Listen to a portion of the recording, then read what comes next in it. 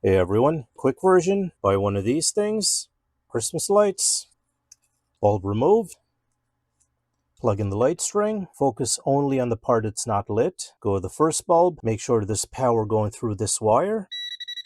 If not, flip your plug 180 degrees, choose a bulb halfway through the string.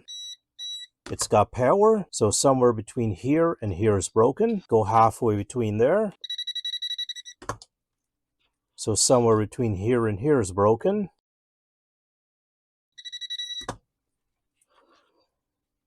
Keep doing that until you narrow it down. Even if you've got a giant light string, you shouldn't have to do that more than 10 or maybe a dozen times, if that. With like 3 hits, I've already narrowed it down to these 5 bulbs.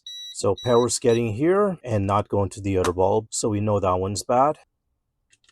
So yeah, this is like $5 at Harbor Freight. May not look exactly like this, but it should do the job. Hope this helps you. Thanks for watching and take care.